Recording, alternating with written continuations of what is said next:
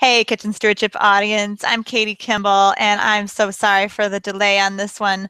Um, Good afternoon if you are in the States, as I am, or good Thursday morning if you're in New Zealand or that side of the world, like Suzanne Perazzini, our guest today. Hey, Suzanne, how are you? I'm pretty good, thanks. Early in the morning, though. I know, and you got all spiffed up for us. Thank you. Um, we did have some technical difficulties, but I think we've got it figured out now, and we'll be recording this regardless. I'm so excited to hear from Suzanne because she battled with IBS and irritable bowel syndrome for decades. Decades. She had pain, and I mean, it's just really annoying. It's really hard to be social. It's really hard to eat when every time you eat, you're in pain. And she was to the point where she just thought everyone felt that everyone felt pain after they ate. And then she discovered the low FODMAP diet and the fact that she was malabsorbing certain FODMAP groups. And I will let her go into what that is because I am certainly not qualified. But I'm excited to hear it because when this diet was created, it was proven to help 75% of IBS sufferers. So it's a big deal. And it seems a little complicated at first, but it's really, Suzanne is going to make it super simple for us. So before I say more than I know anything about, let me give a warm welcome to Suzanne Perazzini of Strands of My Life. She's coming to us all the way from New Zealand through the miracle of internet and technology. And I'm just going to hand this right over to her. Right, thanks very much, Katie, and thank you for inviting me to do this webinar. We might as well dive straight in. I mean, I'm assuming that you've all read the article on Katie's blog and watched the 2 videos that you've been sent to, which have given you a background about the low FODMAP diet so that I don't have to go into the ins and outs of it. But just to be clear, the FODMAPs are the carbohydrates or the sugars in food, not the proteins. All right, let's start up with my screen here. Just tell me, Katie, when you can see that.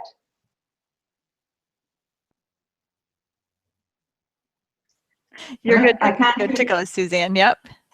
Okay, no, I lost your voice for a moment, maybe while technology was getting its A into G. I muted myself so I could type. No, I can totally see it now. You're perfect.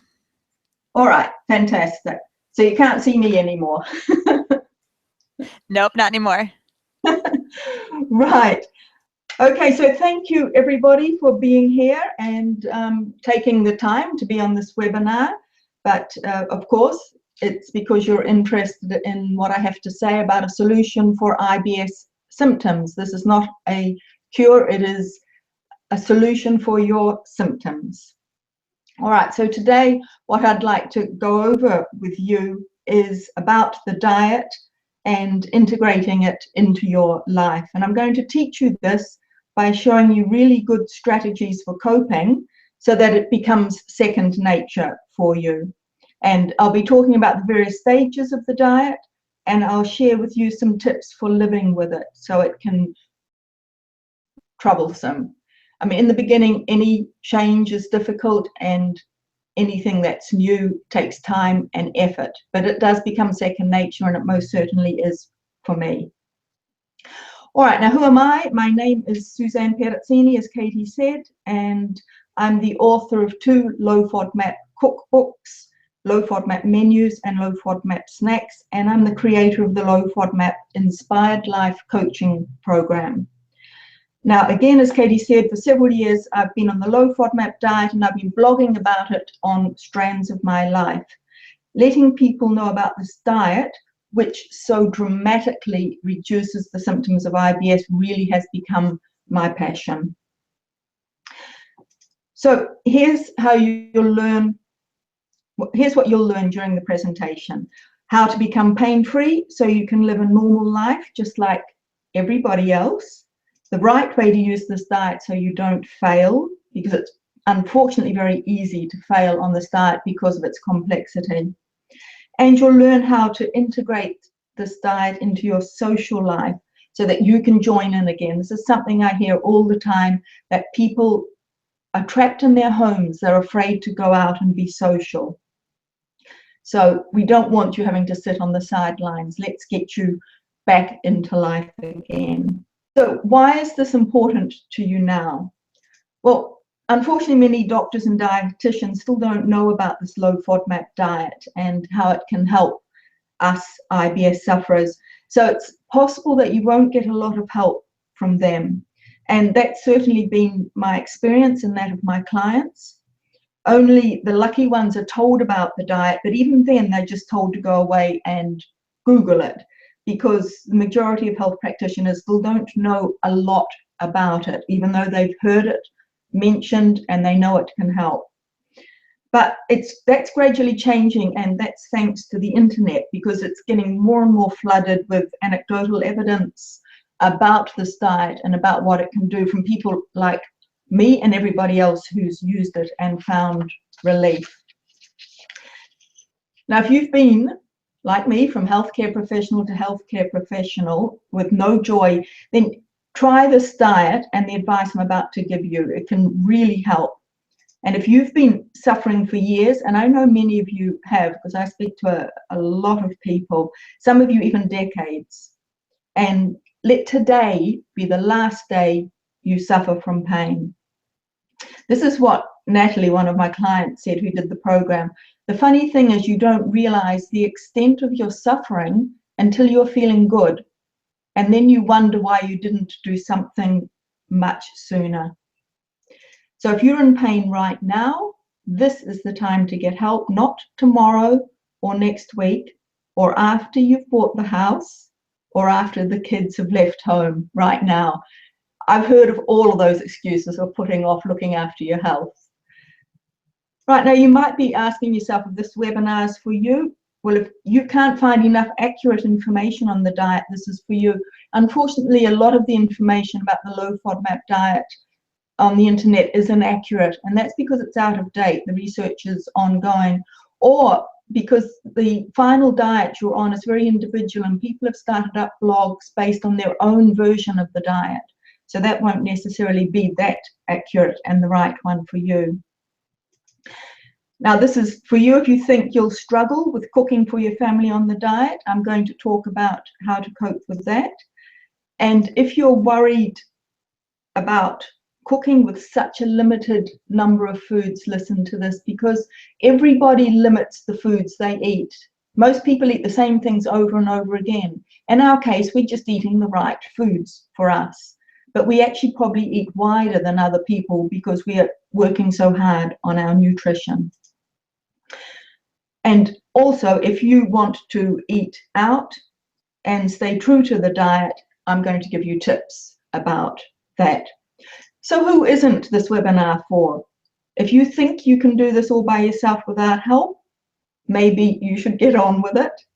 If you can't see the benefits to following any advice about IBS but think you can do it, then this might not be for you. And if you're not prepared to make changes in your life, this is definitely not for you, because I mentioned before, you will have to make changes, and it can be quite a big change. A lot of people I speak to say, oh, but I love that food. I don't know how I can give it up.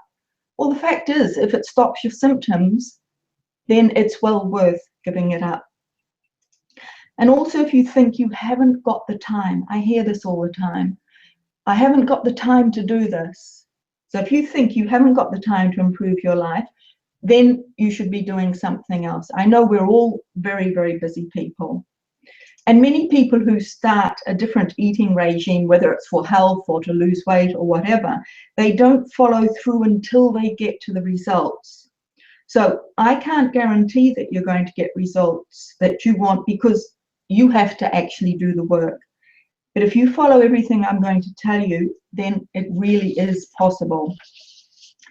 Now, I know I've got an advantage. I've been living this diet for several years and I've had to learn it by myself. So I've read everything there is to read on the diet, and I've lived it intimately with all its ups and its downs.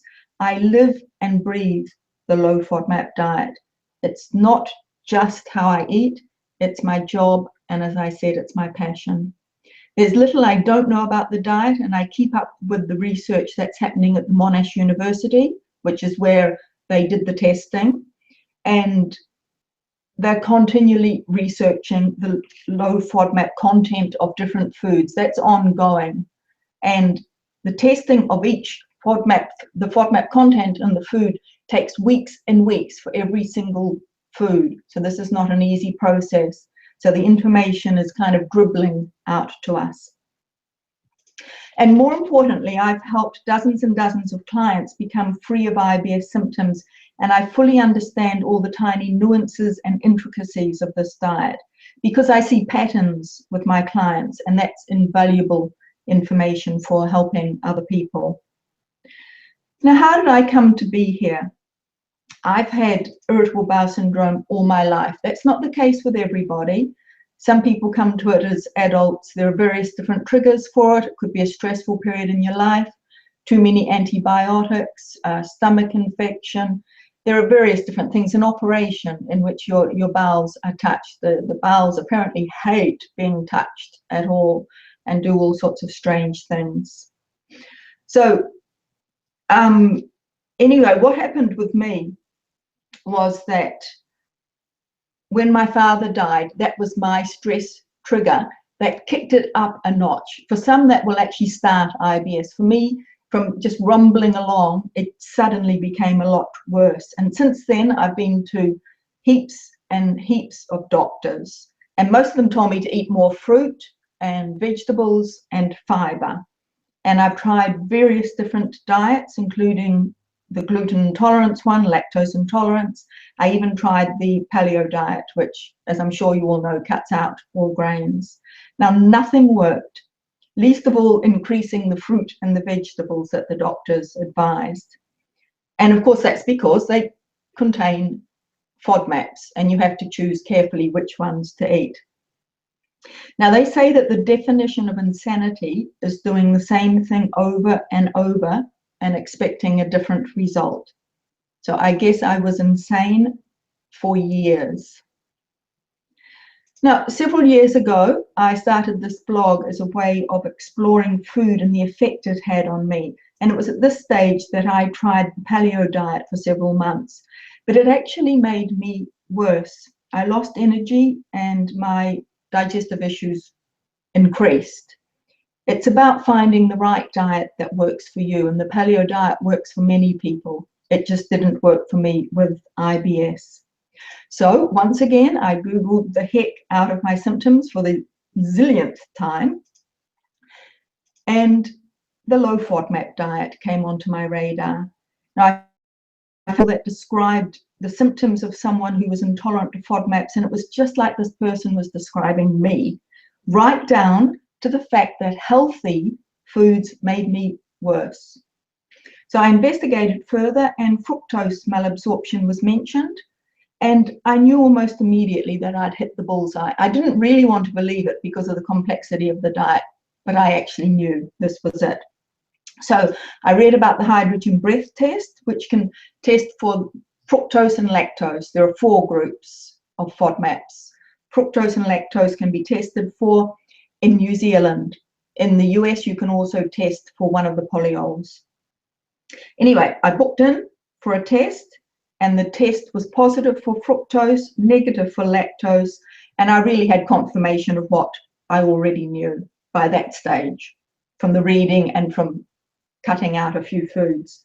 So I started the elimination portion of the low FODMAP diet, and the improvement was rapid and surprising, and it felt miraculous. And some days, I swear to you, I thought I could dance on water after decades and decades of relentless problems. So magic happens. I now live pain-free, and the sky's the limit for the first time in my life. And so many wonderful things have happened because of this. I've personally ticked these things off my list since conquering IBS. I've said goodbye to a soul-sucking, stressful job, and believe me, it was stressful. I was in real estate, in the administration side, but it's a terrible, terrible job to be in because so much money is involved, and I just felt like I was helping everybody else make money and gaining very little from it myself. So I've said goodbye to that. I built my own dream business, which is helping other people integrate the low FODMAP diet into their life. And I love traveling, and now I can travel overseas whenever I want because all I need is a laptop to run my business. And I never thought I could ever say this, but I've become a happy, fulfilled person. I feel blessed and grateful, and really life is wonderful. And I want this all for you. I don't know if it's just because of the contrast between the before and the now, but it feels all quite magical. So I'm committed to providing information, structure, and support to those who are struggling with IBS and with this diet. And so that's so you can live a normal, fun, and active lifestyle. I mean, I know that you want to be free of pain, so you can forget just for a moment that you have IBS. You want to socialize normally, to be able to leave your home without being afraid of an episode, to not feel like a prisoner in your home, to be able to make new friends and not have to give them an explanation for when you suddenly disappear because you're looking for a toilet. And you want to be part of a circle of friends and participate fully and not have to keep making excuses for not going out, and eventually they just stop asking you. These are all things I've heard from people. You want to be able to travel without fear, to explore the world and not be terrified of eating food in a different country. I'll give you a little tip about that later. And you're also afraid that the whole trip's going to be a nightmare and you're going to ruin it for everybody else, or the family or the friends that you're traveling with. So right now, your life can be quite restrictive because of these fears, quite small, because you don't dare go outside your immediate comfort zone. And boy, I fully understand that. I mean, you'd love to expand your horizons, but IBS is stopping you. It's controlling your life. Now, you also want to be able to cook one meal for your family, not two, and I'll go into that. You want to be able to eat out when you want to, no matter what the event, and I'll give you some help on that. And you want to work without constantly being worried, because the worry is, my clients and people I speak to, is they're taking so many sick days off. And the other thing about working, and this was part of my life, is you're worried about how close the toilet is to your workstation. And I have actually refused a job because it was an office of men, it was an architect's office, and the toilet was kind of central, and they would have all seen me coming and going. And that was the reason that I turned down the job. So I fully understand about how this controls your life. Now, you obviously, this is another one, you're tired and you want to have energy, to be able to wake up in the morning and face the day with anticipation instead of fear of another day with IBS. You want to have the energy to play with your children, to match your friends in their sporting activities, to try new adventures, etc. You simply want to live a happy, healthy life without the nagging fear that maybe this is more serious than doctors know, that you have something life-threatening. This always sits in the back of the minds of people with IBS, that maybe it's more than just IBS. Also, you don't want to have this brain fog that we have with IBS. You want that to lift and disappear and to be able to think clearly. You just want to feel health in every limb of your body instead of this heavy, painful existence. You want to live a normal life like everyone else, to work, travel, play, socialize, without wondering where the nearest toilet is or when you can get home because you're in pain. And you want to be able to integrate this diet easily into your life, not to struggle with food choices. You want to be able to eat out and know how to make wise choices that won't hurt you. And believe me, this is all possible. And if you're considering or even thinking about this diet, there are several challenges you will face. One of them is overwhelm. There's so much to learn and so little time. How do you gather together all the information you need to do this correctly? There's also, you feel there's a lack of structure around what you can eat and what you can't, and about the various stages of the diet. I'm going to go over that. You just want to be organized and know what to do. You're also worried about a lack of willpower, which is part of all of us. We're human beings. You want to be able to persevere when the going gets tough. Changing habits and forming new ones is a tough challenge. And another one I'm always hearing, the lack of time to learn about the diet and implement it. You're a busy parent, your career's just taking off. Where does the time come from? And that's why many of you put it off, of course. Also, there's a possibility that you have a lack of real commitment to making yourself better, to finally helping yourself. So are you in that place where you really, really want this to end? But you know what I found? These are only symptoms of a deeper problem. Do you think it's possible that you don't feel there's enough room for you to put your health first?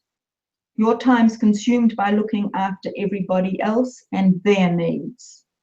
That you feel there's nothing left over for yourself. Do you feel perhaps that this is even noble because it's the right thing to do to put your family first? Most women in particular are brought up this way, and they've that strong nurturing side to their makeup. But men also have a heavy burden providing for their families. That's inbuilt into them. But if you're well, if you're happy, then the family benefits too. Do you think that how you are feeling doesn't affect anyone else in the family? Of course it does. And that's just common sense, isn't it? Now, there's a cost to not fixing this problem. If you don't fix it, you're never going to have a normal life like everyone else you know, and to be part of a group of friends who socialize freely. I know most of your dreams are to do with eliminating IBS symptoms. You're living inside a small box dominated by this problem and you can't get out.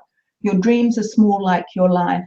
I ask people on phone calls about their dreams for the future, and they all talk about their IBS, whereas I'm meaning, what about the rest of your life? What are your dreams for the rest of your life?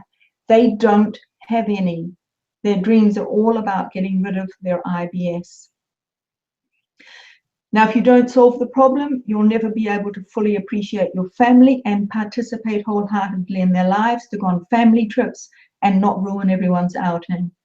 You want to be able to play in the waves. You want to be able to go on that roller coaster with your kids without having an accident. And believe me, a roller coaster could cause an accident.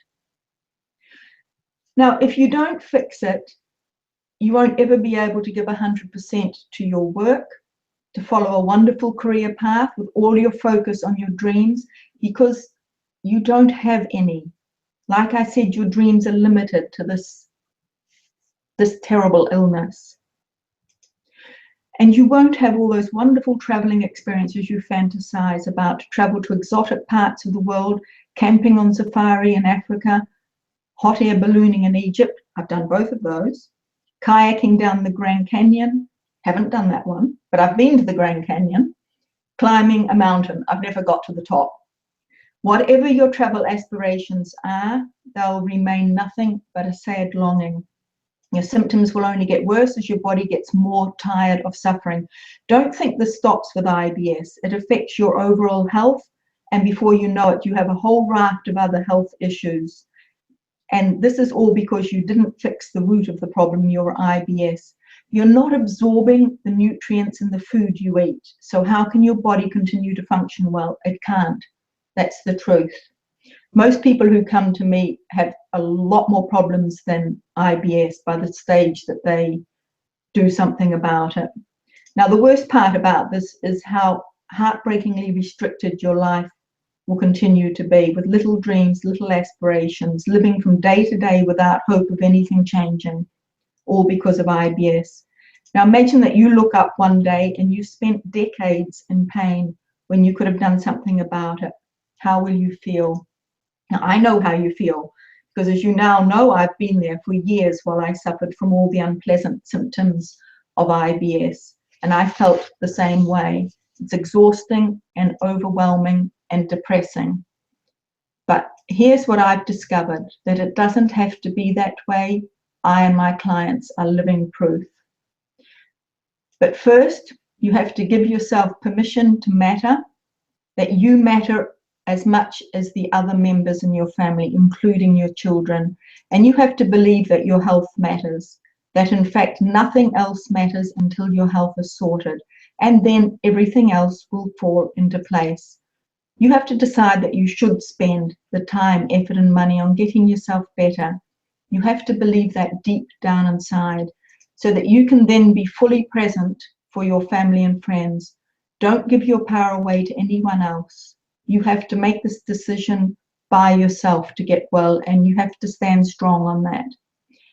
Imagine if you did give yourself permission to matter, if you did believe that your health matters and you should spend time, effort, and money on getting yourself better.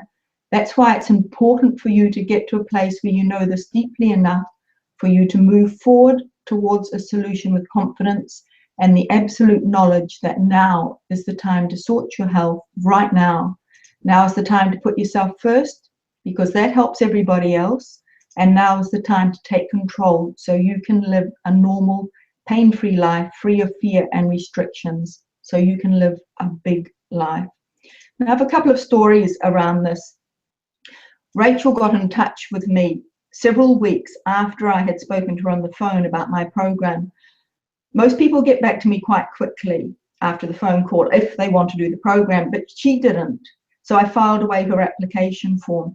And several weeks later, she got in touch with me to join the program. And this is what she said. After some convincing of my husband, who realized how much I've been struggling to find things to eat, I joined the program. And just the other day, he said that it was life-changing for me. Calm belly, calm mind. As I said before, you're not the only one who benefits. The whole family does. And now the second story, and this is actually about me. When my husband heard about the high cost of the hydrogen breath test, he was pretty horrified that I wanted to spend that much money, because it's in the hundreds. Now, he's not a mean man at all, but this is something, it's the conditioning about not spending money on your health. People fritter away thousands on ephemeral things that have got no lasting effect on happiness. They buy objects, furniture, clothes, cars, toys that give momentary pleasure when they're new. Yet research has shown that after a few days, people are no more or less happy than they were before the purchase. And yet you worry about spending money on something lasting like your health. Nothing else matters without your health. Now, fortunately, I booked the test and did it despite his protests, because the cost of not doing it would have been more pain, more distress, and no solution. At the end of the day, I don't actually need any other person's permission to get better and to live without pain. It did make me hesitate, but I still went ahead with it. And thank goodness I felt that way and did book it. My life has been revolutionized because of that decision, and I no longer live in pain because I stood up for myself. And I can tell you that my husband's also a lot happier, because really our relationship has improved out of sight. I'm finally an equal partner and I join in with everything, whereas before I was full of excuses. Now, I urge you to sort your IBS symptoms with or without your husband's or wife's approval. They'll soon be more than happy that you did. So it might be unpleasant for a little bit, but then they'll be on side as they see the change happens. When it comes to your health, who is in control? Don't give away your power to another living soul.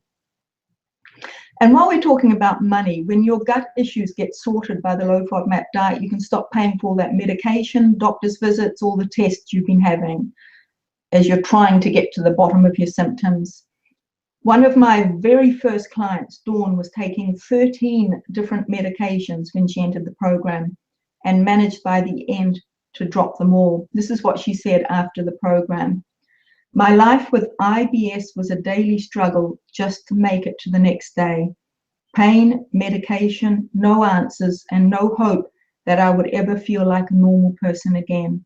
And then I met Suzanne online purely by chance. It was one of the best things that could have happened. Here is someone who knows someone like us that has been there and lived what we lived. Someone who's done the research and has the plan to help you get your life back.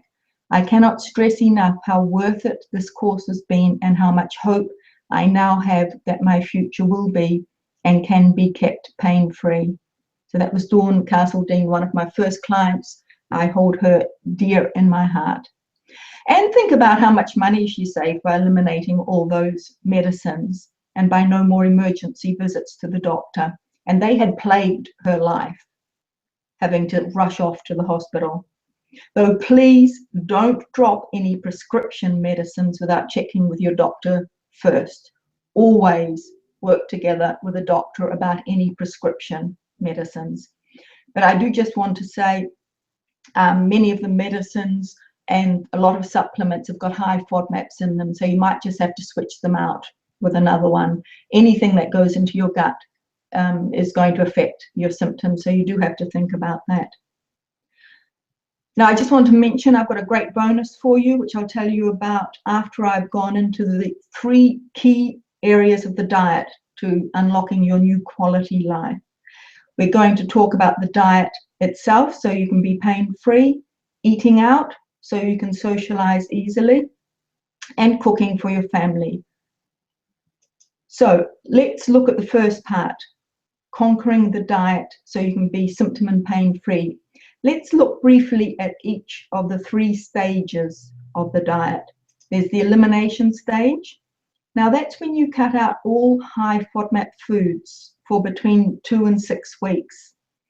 Now I say between 2 and 6 weeks, there's no definite time, we're all different.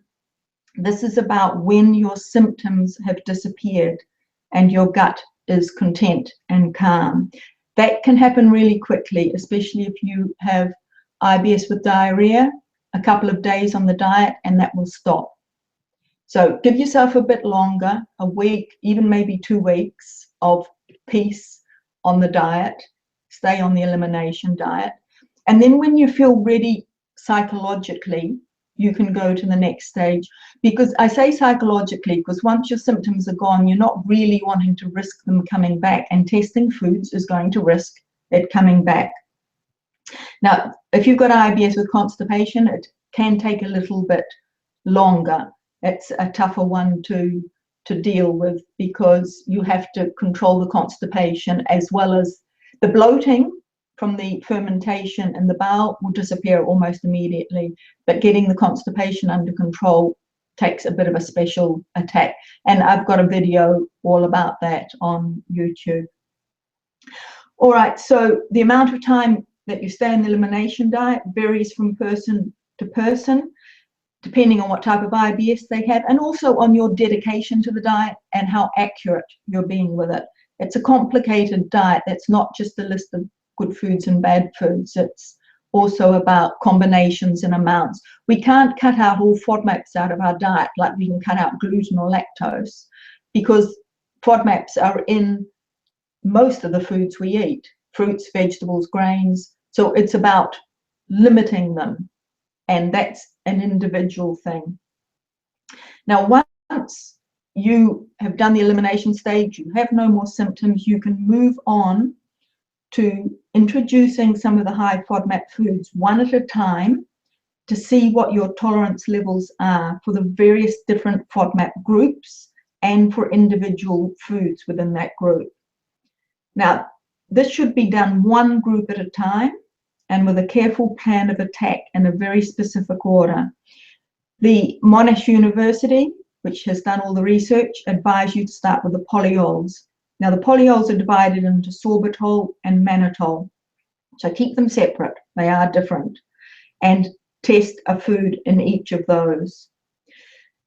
Now, when you're testing the groups, there are 4 main FODMAP groups. Fructose and lactose are simple because you can test one food within those groups and it tells you about the whole group, which is brilliant. But the other 2, the polyols and the fructans, it's not so simple, unfortunately, because the fructans in wheat and the fructans in garlic and onions are different. For example, I can have 1 slice of wheat bread and get away with it. I can't have 2, but I can't touch onions or garlic or I'll have symptoms. So with the fructans, you're really testing foods individually.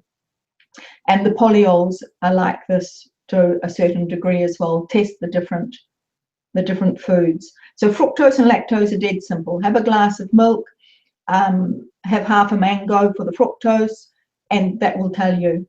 Now, with my clients, I do start very carefully with the reintroduction. I don't just throw them in the deep end and say, hey, let's test this food at a really high level, because then they're going to get really sick if that's one of their main triggers. So in fact, I test fructose with honey. Honey is high fructose, and that's one of the reasons that I wasn't doing so well on the paleo diet. One of the reasons was there's a lot more emphasis on fruit and vegetables, and also the sweetener they use is usually honey, and it's high fructose. So start with a teaspoon of honey, and if you go fine with that, the next day try a tablespoon. I normally split each test into a small amount and then a larger amount, because you might tolerate the small amount but not tolerate the larger amount, and that means you can have a little bit but not too much. Now that's very handy with something like the fructans and wheat, for example, because it means that if I go out to a restaurant, I know I can have a slice of bread, half a bread roll, but not any more. And also, let's be clear here, we don't want to be on the elimination stage for very long, because when we cut out the high FODMAP foods, we're cutting out the prebiotics from our diet. Now, prebiotics are what regulate the bacteria levels in our gut and keep them right. So we don't want that gone for too long. And the way that we get them back in is that it's very, very unusual for somebody to have a problem with all of the 4 FODMAP groups. I've never met somebody yet. There's often a main trigger, one group that doesn't affect you at all, and then the other groups that you can eat at a certain level. And that's what this reintroduction diet's about, finding what FODMAPs and at what level you can add them back in, so that you've got those prebiotics back into your diet. Very, very important. All right. Now, you do have to do this really carefully, because if those symptoms come back, it can make you feel really, really deflated. So test small, test the larger amount, see where your tolerance is. I've had clients who test 1 teaspoon of honey, and after feeling brilliant for a couple of weeks, they're laid out all day. 1 teaspoon of honey, and all their symptoms are back again. This is a black and white diet from the point of view of you can be eating perfectly except for one thing like that, and your symptoms are back. So it's not a diet you can dabble with and try to cut out this group and then that group. You have to go all in and cut the lot out and then build back up, or you'll never be free of the symptoms. All right, so eventually you reach, I call it stage 3, but it's when you settle down to your life on an eating regime that you've managed to map out for yourself. This is very individual. So after you've been on this new eating regime for a while, you can test it, every 6 months. Maybe you can test some of the foods again in case something has changed. Now, I've found in my case that nothing has ever changed, that this is my diet going forward. But it's a diet that keeps me very healthy with lots of energy, so I'm not that worried about that. But certainly keep testing if that's what you want to do. But by now you will have added some prebiotics back in, so you've got a fairly balanced diet.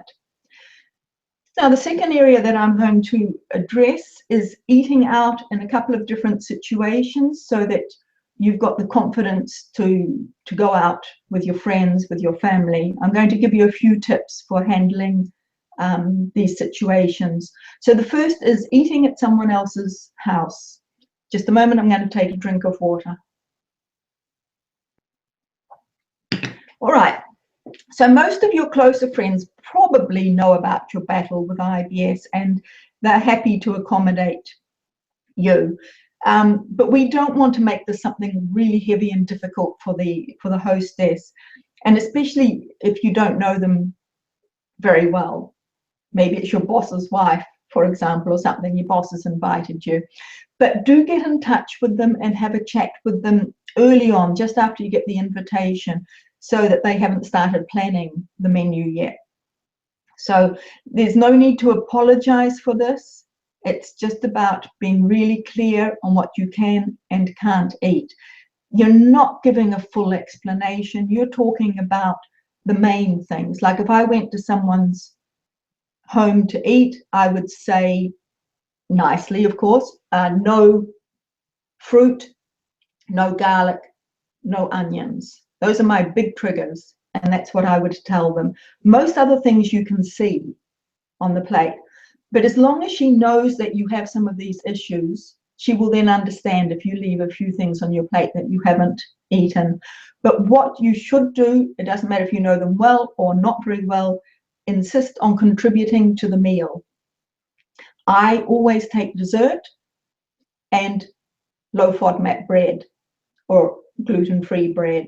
Just to be clear, that the gluten is the protein. That's not our problem. Our problem is the fructans in the wheat, which is the carbohydrate.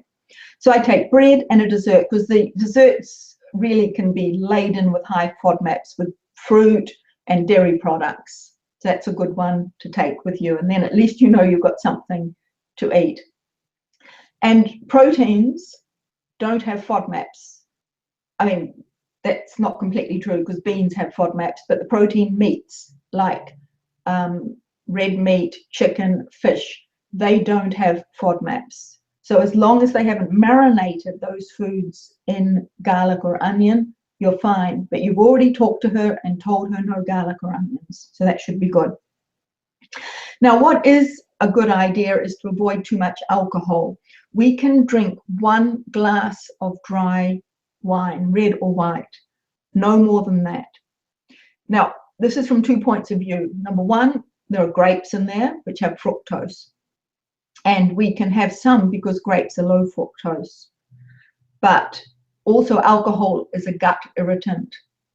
So it's kind of a double whammy. So 1 glass, and then move on to water. And if you're asked why you're not drinking, just say that you're driving. I mean, most people are not going to push alcohol on you if you're driving. And just one little tip, if you can bear to do this to your wine, put a couple of ice cubes in your glass before filling up your wine glass. That way, you'll be able to have 2 glasses, and it feels like it's stretched out much longer. All right, now how about restaurants? I mean, this is a very common one, of course. People don't like to be limited on where they can eat.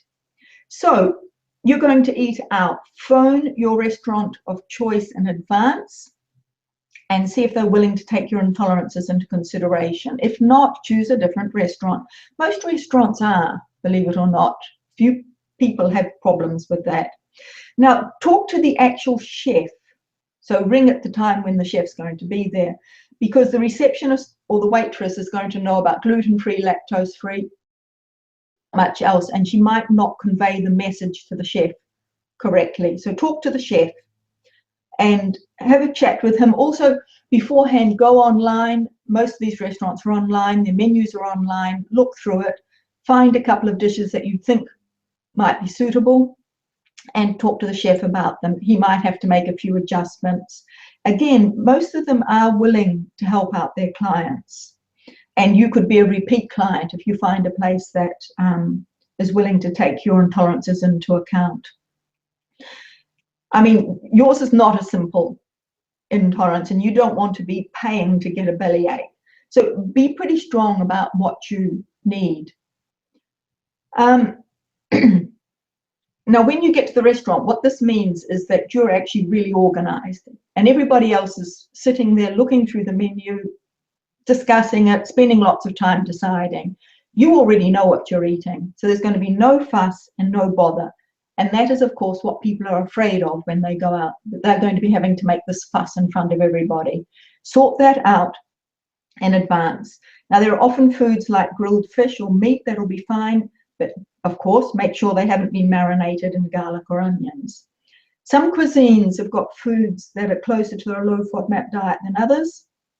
Japanese is a good bet, but many cuisines do simple dishes like grilled meat, rice, and vegetables.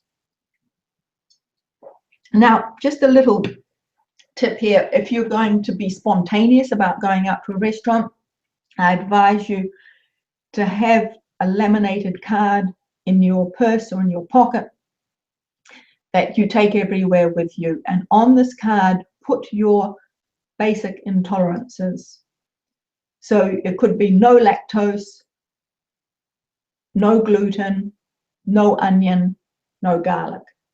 Right? Again, we're not getting into the ins and the outs of what vegetables you can eat and can't eat.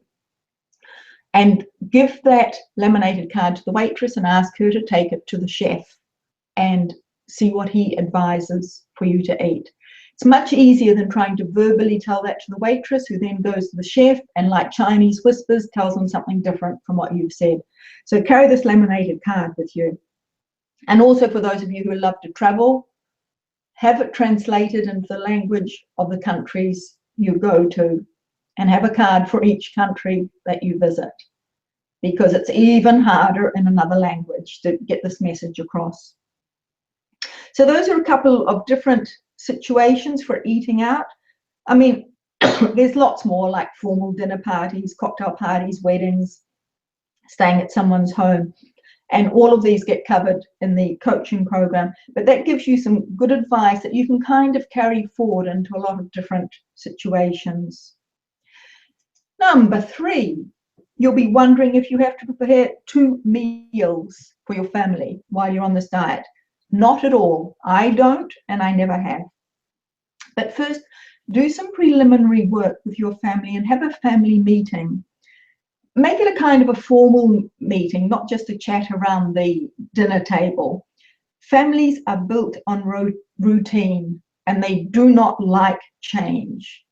So you want to keep things as simple as possible and as close to normal as possible. But set some ground rules, but not too many. Right?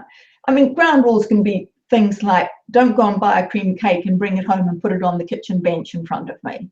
Can be that simple. Eat it before you get home, or eat it in your room. You know, simple rules that suit you and suit your family. All right, now you'll mostly be cooking 1 meal, and you'll do your very best to make it interesting and tasty. I mean, there's really no excuse not to, just because you can't use certain foods. It doesn't mean you've got an excuse to be boring. I mean, if you were a good cook before, you'll be a good cook now too. And if you weren't, then the family's expectations won't be too high anyway. You can make some concessions.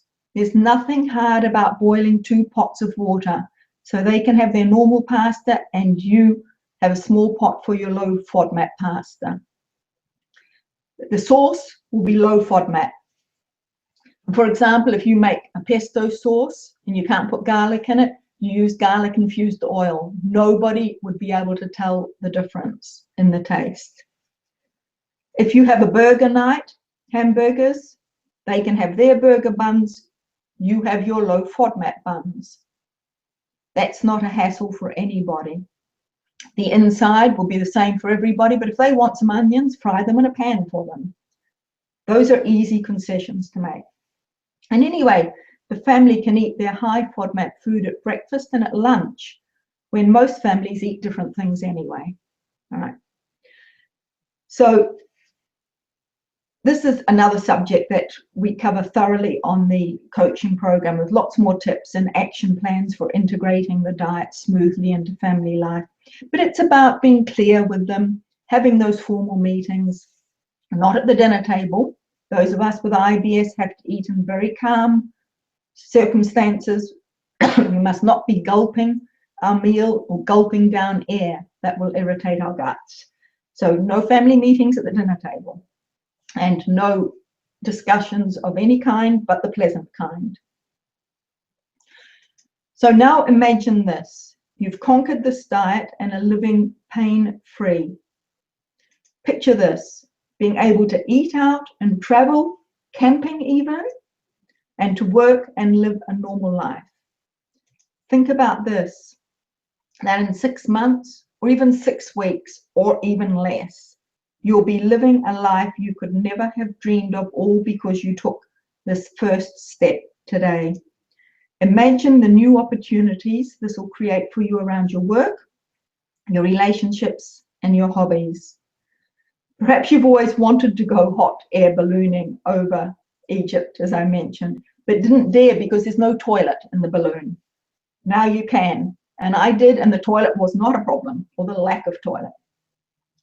Now picture how many new experiences you'll have and how worry-free you'll be having them. Now, talking about worry-free, this is what Sue, a client on the program, wrote to me in an email.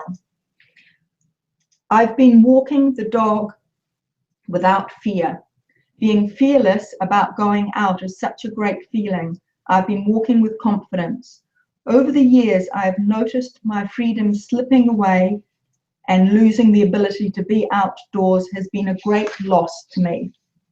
The freedom to be mobile again without fear is a prayer answered, and so is this diet. I'm putting my health first, which is a rarity. I haven't felt this good in years. And Dave Williams, another client, emailed me this. On Saturday, my wife and I took a 3-hour drive to the ocean. This is the first drive beyond 45 minutes that I've taken in the last 2 years, and the only recreationally oriented drive beyond 15 minutes. We are planning additional trips. I have much more energy. I'm working much more. I had a business lunch with a client last week and it went just fine. I could cry. Now that's a man saying that. Once again, from the bottom of my heart, let me thank you for the contribution you've been to our lives. Now consider that all of this happened to you because you valued yourself enough to invest the time, the energy, and the money.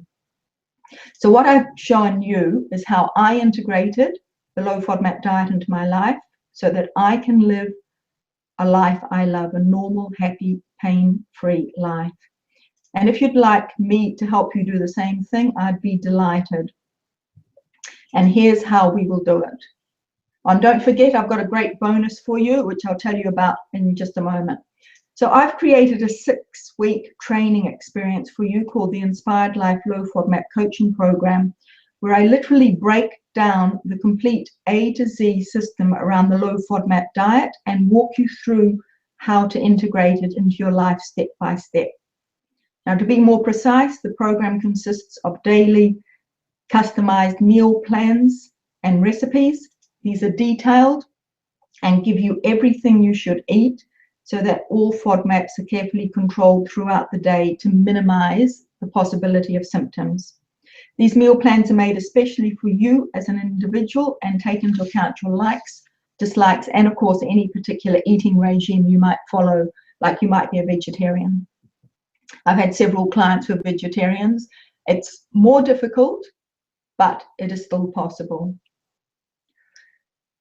Right, so these meal plans do take into account also if you need a special diet for something else like reflux. For example, reflux is closely linked to IBS. They think that the mechanism that causes IBS is the same mechanism that causes reflux, and that's why so many people have both. Now, you're also required to fill out daily diary pages so that you can record how you feel after each meal. This is how I can tweak the meal plans as I start to see patterns of what else could be affecting your gut. We're so completely individual in this, and I have to carefully monitor what you've noted in the pages so I can refine your diet to make it perfect for you. Because there are a few other things besides the FODMAPs. There are gut irritants, like I said, alcohol, fiber, oil. There are different things like that where we need the fiber and the oil, but we have to be careful about how much we put into our diet so that it keeps us healthy but doesn't cause symptoms. Again, that's individual with everybody. Now, as you can see there, you're also recording some other things. You're recording sleep, relaxation, exercise. You're also not on this page, but you're recording things like bowel movements that are very important for people with IBS. Now, you also receive a one-on-one phone call from me, which can last up to an hour each week. This just gives us a chance to talk in depth about the week and the progress that's been made. You're also sent weekly training videos to help you with various challenges like dealing with integrating this diet.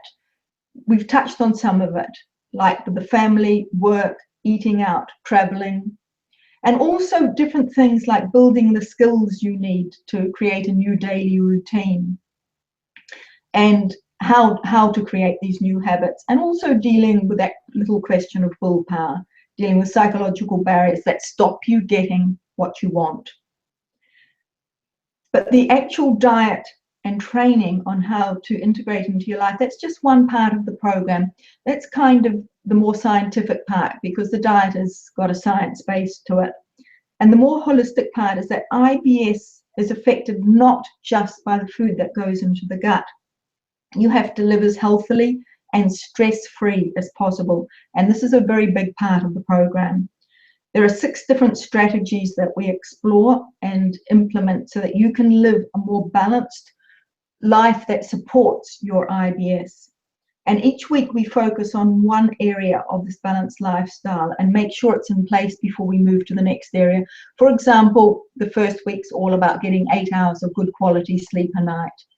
And you get a lot of information on that, including a routine before you go to bed. And we work hard on that before we get into the second week, which is all about relaxation, dealing with stress. We can't get rid of all the stress in our life, but we have to try to stop the message going from our brain to our gut that we're stressed. And there are techniques for doing this. And that's what we focus on the second week. And this, all my clients find super, super useful and really important, because we can be eating completely FODMAP free and still have symptoms if we're stressed, and we're letting our brain upset our gut. Because IBS, the one thing they do know about it, and they don't know a lot yet about the cause of it, is that there's a faulty message system between the brain and the gut, and the messages are misread, and the gut can just overreact to the messages. Someone else with like the stress before an exam might get butterflies in their stomach. People with IBS will get symptoms and have to go running to the toilet. Right, so we have to be able to control that. Now, I'm also available for unlimited emails for the 6 weeks of the program for questions and support. This is a very closely monitored one-on-one program in which we're working out your diet for life and your lifestyle for life. And at the end of the 6 weeks, if you follow everything exactly, you'll see amazing results in your digestive health. You should come away from this process pain-free, and also with the knowledge of how to do it by yourself, how to make good food choices. And you'll have the strength, the willpower to stay the course into the future, because you've overcome those mental blocks that you've always had. And you'll also have a new plan and habits which will incorporate all the necessary elements of a joyful lifestyle that supports your IBS. So before we get to the Q&A, which we'll do very shortly, let me answer some questions that you may have about the program, questions that I get asked about the program. So the first question in your mind will be, what can this program do for me that I can't do for myself? Now, you might think that you can do this by yourself, and you might manage it, and that's if you don't give up first. Because people don't get it right because it's complicated, they often give up on something that could have saved them, and that's super sad. But if you stick to it, it could take you 6 months or a year to gather all the pieces together, like I've done over the last 3 years. But as I've said, this is really complex. There are many pieces that make up the complete transformation. So I can do this for you in 6 weeks, not 6 months or a year. And I can almost guarantee your pain will be gone in a week. Now listen to what Kelly said after the program. Suzanne's knowledge on how to incorporate this diet into your life is invaluable, and I couldn't have done it without her. That was also one of my first clients. Now that's the key. She had actually been struggling with Crohn's disease all her life, and she could get no answers anywhere that really helped. She'd tried heaps of things on her own and gotten nowhere. And she says that now she is healthier and more energized than ever before. I'm still in contact with her, by the way. And listen to Rachel's experience about trying it alone. One of the GI doctors who diagnosed me with IBS suggested a low FODMAP diet, but he had no additional information on it. He'd printed it off the internet. I tried to follow it myself and research online, but all I could manage by myself was hard-boiled eggs and low-carb popcorn, because these were the only things that seemed to keep my stomach calm. So this could not continue. I dropped weight quickly and tons of energy and lived in fear of going out to eat. So that was Rachel. Now, you may be wondering, another question, what sort of support? Will it be in depth enough that you'll get on this program? I can assure you that I'm there 100% of my waking hours. I do sleep though. As you can see from these comments here, Betty said, Suzanne's just an email away to divert any questions and offer support. And Margaret, Suzanne was very responsive to my questions throughout the program. And I can't thank Suzanne enough for her time, patience, and support. It's from Judy Kemp in Australia. Now, another doubt that you may have, you may be wondering how complicated this program will be, if it will be too hard for you with your busy life and lack of time. So see what my client Sarah's opinion on that was. Suzanne is incredibly knowledgeable, available, and friendly. Her program is easy to follow in that it's highly organized. Suzanne's program is focused on helping the client as a whole person. Suzanne is a true coach.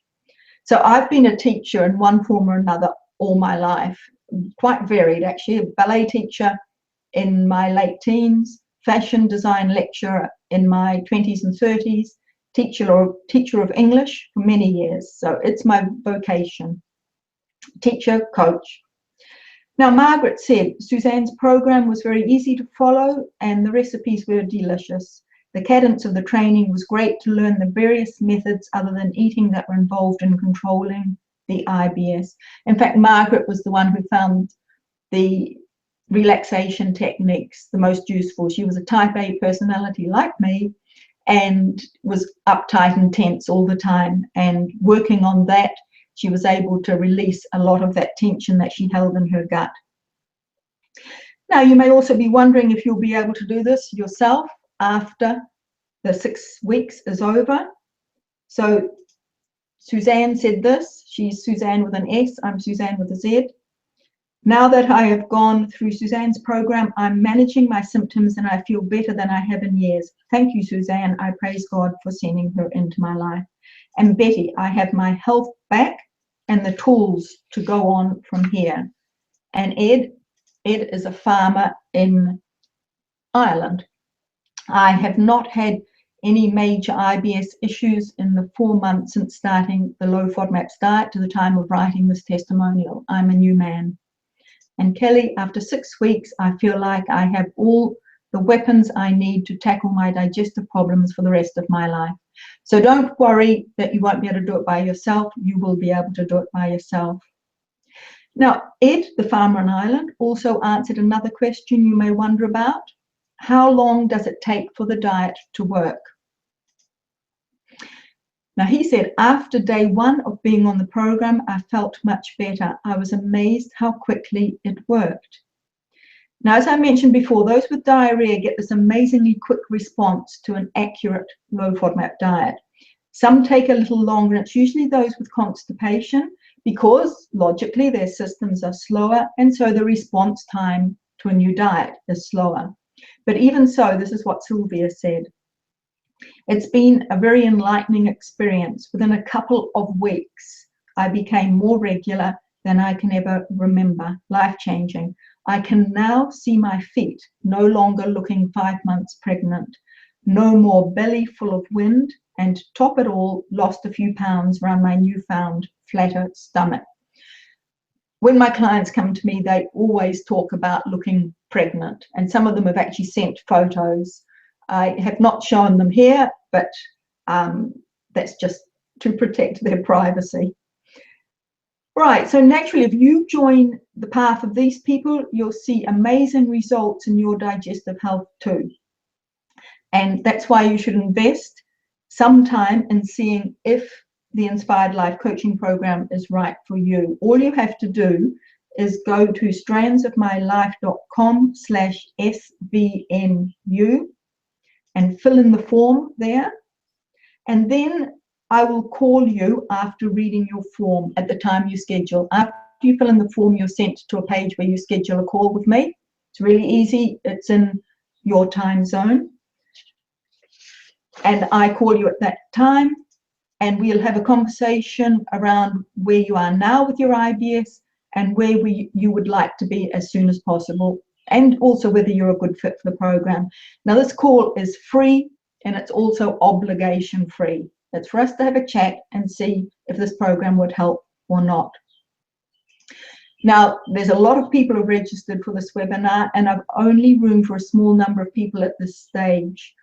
I can only deal with a small number, and I've already got almost a full quota, but I start you on different Mondays, so we can work with that. So if you want to get rid of this pain and frustration of IBS quickly and live a pain-free life, just fill out the application now at the link on the screen. Obligation-free, as I said. And by the end of the 6 weeks, you'll have all the tools you need to continue into the future with a whole new life plan, including all the facets that keep IBS under control. And that goes, as I've said, far beyond just the food. This is a program also about lifestyle, living a more relaxed, vibrant, balanced life. As Sylvia said, now I have a different toolkit that better suits the job. I've been able to repair and rebuild a very sick body, improve my mindset and family life. Saying I'm grateful is an understatement. A big thank you, Suzanne, for sorting me out. Great, big smiles all year round.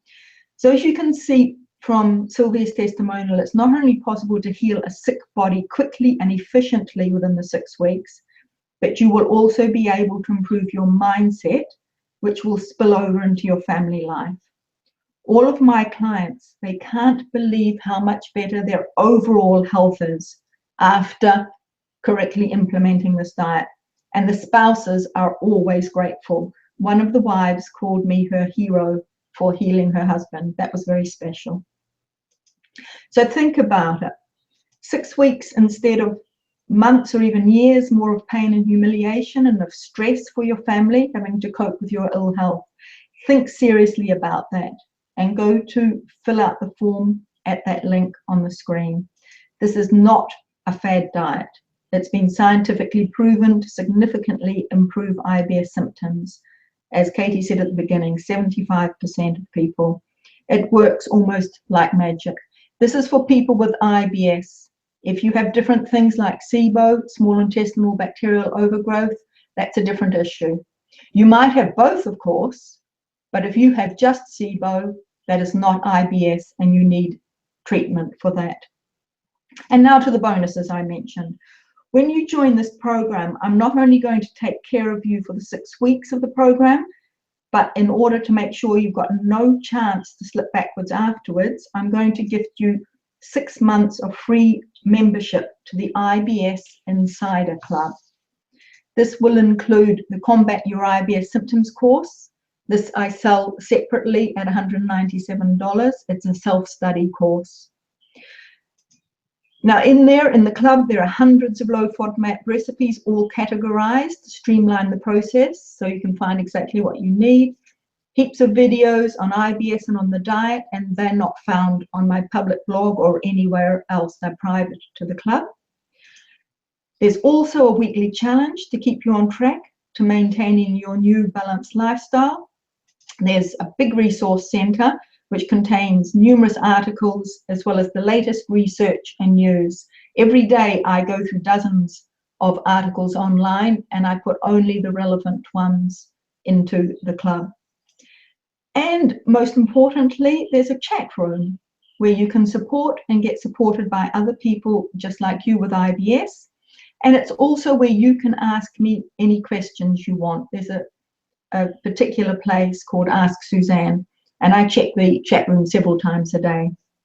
Now you'll get all of that in the club free for 6 months when you fill in the application form within 24 hours. There has to be a limit to this.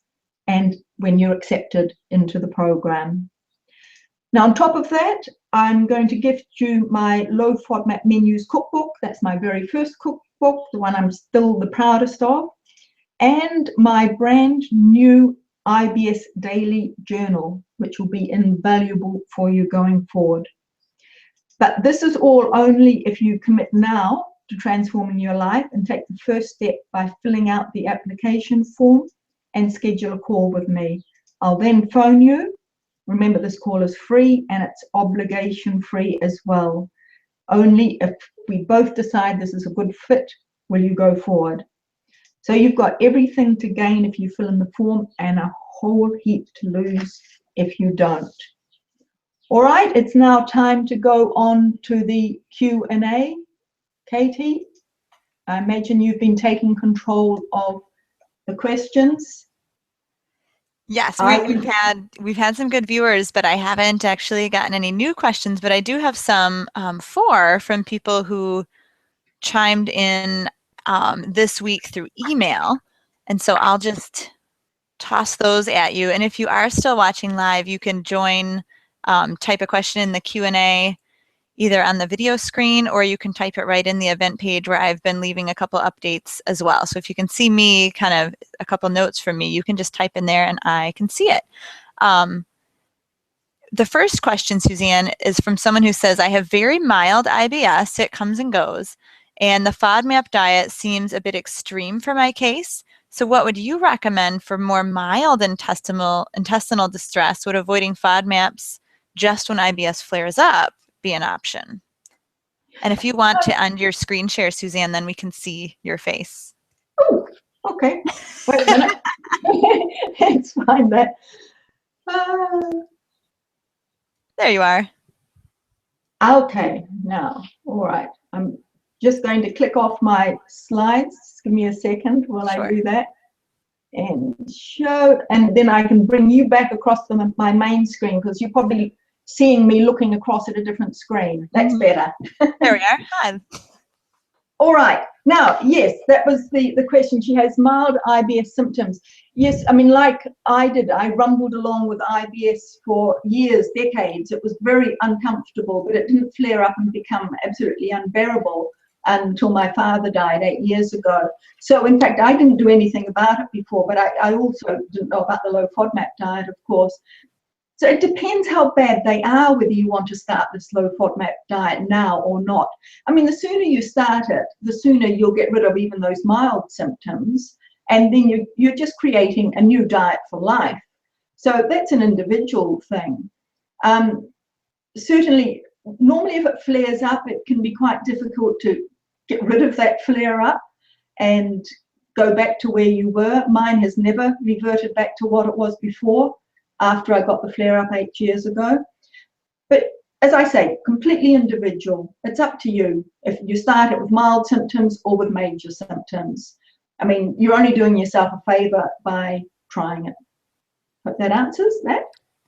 Sure. The next question, or the next comment from a reader, she hopes to get some more puzzle pieces of health in place in the process of seeking the whole picture of what is going on. And she's balancing adrenal fatigue, gout, arthritis. Everything fell apart at age 40 after getting pneumonia. But it seemed like it was a slow slide to that. And so it sounds like similar to your father's death, the pneumonia was really a turning point, and in a bad way. In a long journey of elimination testing foods, I find that grains, beans, even green beans, peanut products, and any meat other than chicken and fish cause me issues. I also have problems with spinach, cauliflower, and asparagus. Curious to know if low FODMAP eating might help with these issues. Okay, long question. Big list, Yes. long question, yep. Yes, it will help. Most of those foods you mentioned are high FODMAP, except for the red meat. And the red meat is just a question that many people can have trouble digesting that. That's not a FODMAP issue at all, because there are no FODMAPs in red meat. And this is what I mentioned about how we are all completely individual with our IBS. The FODMAP diet is a great place to start, but then other people can have other issues. For some, it's nuts. For some, it's the red meat. I've got many clients who won't eat red meat, but will eat fish and chicken.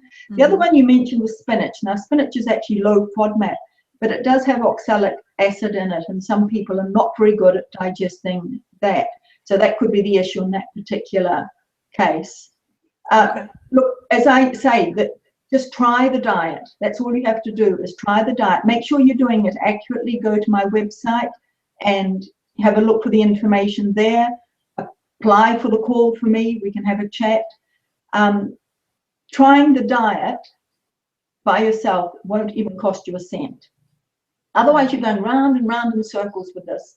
Most of my clients have gone to every type of health practitioner, from surgeons right down to naturopaths, nutritionists, dietitians. They've tried absolutely everything, as I had, because we're wanting an answer. Sure. Try this diet before you cross it off your list. All right. I mean, this at least has some science behind it. Nothing else so far has got any science for IBS. We're talking about, not other gut issues. Sure.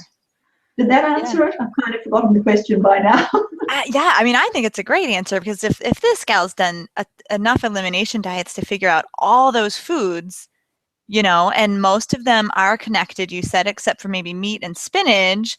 So maybe the low FODMAP diet would, you know, get her the rest of the way, and she just happens to have meat and spinach as well. You know, some people just have so many foods.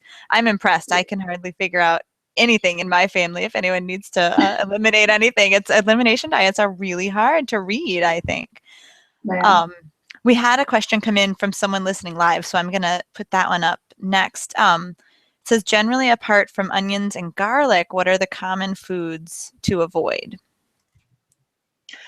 Oh, there are so many, unfortunately. I can't really go through the list. I think for you, it's onions and garlic, right? Like those are your worst ones? Yes, but I stay away from a lot of other vegetables. I mean, asparagus, artichokes. It's easier to say what foods I eat. But also, if she goes to your website, I think I put a small list there of foods that you can eat or avoid. Things that I eat on a regular basis: carrots, potatoes, zucchini, spinach, cabbage. All of these are limited, right? And you've got to know the amounts that you can eat of them, because they've all got FODMAPs in them. So we have to limit them. Spinach is 1 cup of uncooked spinach. You can then cook it, of course. Half a cup of zucchini, half a cup of red peppers, 1 medium carrot, 1 potato, and so on. There are amounts for all of this. But you can get that food chart from me. I think you've been giving that away also on your website. So go to that. That tells you what you can eat. Yes, I think everyone who registered for the webinar should have the download. If not, I mean, if you're just watching, because some people could just jump in and watch live. If you didn't register for the webinar, I'll put the link for that in into the Google Plus event, and then people can just go there and sign up just to get the download. Obviously, you don't need to register for the webinar anymore, but you'll also get the replay of the webinar, so you can watch it later. We have 2 more questions. The one is, and maybe this is already kind of an answer, do I need a dietitian to help me do this diet correctly? Yeah, if you've been listening to the webinar, it's just such a complicated one. I mean, lactose-free, you cut out dairy. Hey, you know, it's simple. You cannot cut out all FODMAPs, or you would die from malnutrition. So it's about, and it's not just this list of good foods and bad foods that you will get from the food chart that you can download from Katie's. And that's a really good start, and it tells you the amounts. But it's also about combinations. You have to be super careful about not putting a big plate of low FODMAP vegetables together, because that, like 1 + 1 + 1 = 3, will add up to high FODMAP.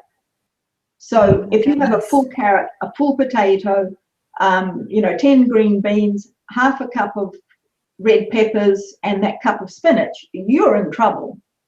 Holy so all of those, are the low FODMAP amounts. Put them all together, and that's a lot of FODMAPs, and it's going to go into high FODMAP territory. So it's about that. It's also about the accumulation during the day. I always think of going to the toilet as zeroing out the FODMAPs, and then you can start accumulating again, I know. And so as you get towards your next toilet visit, you're going to be maybe getting a few little symptoms because you might have accumulated too many during the day.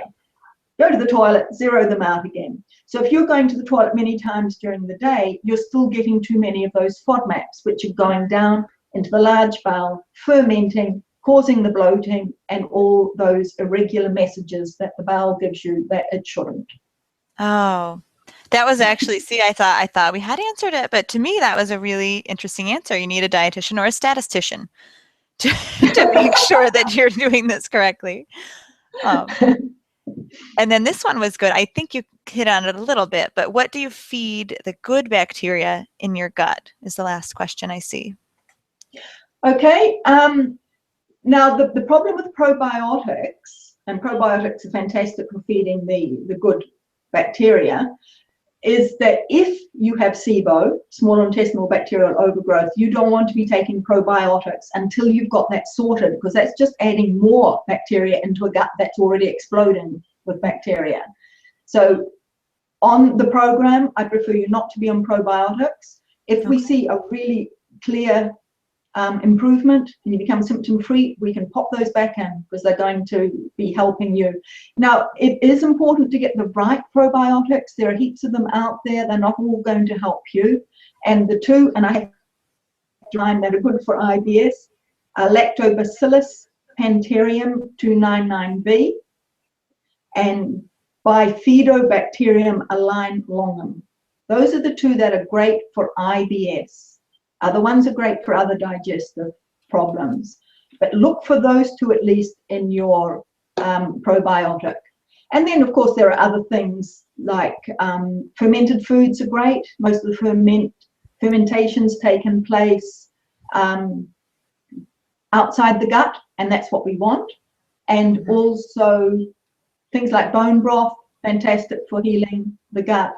So a lot of those good food ideas that Katie can tell you all about anyway, I'm sure, on her website. Any of those things, just stay away from the high FODMAP foods, basically, and then do all those other things, yes. Right. Great. That was really informative. I think that I can see that pretty much everyone who started watching is still on, which is really rare for a webinar of this length. So you did great, Suzanne. Thank you so much. I will send out an email tonight with the replay, and if I can get Suzanne to type out those very long probiotic names, we'll just include those for people who didn't know how to spell them. Shall I send you an email with that? Yes, yeah, I'll email you with that question. So okay, right.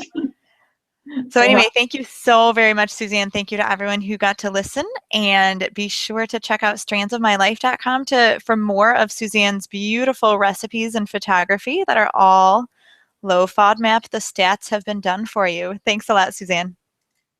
Thank you very much for having me on the webinar, Katie, and bye-bye. Bye-bye.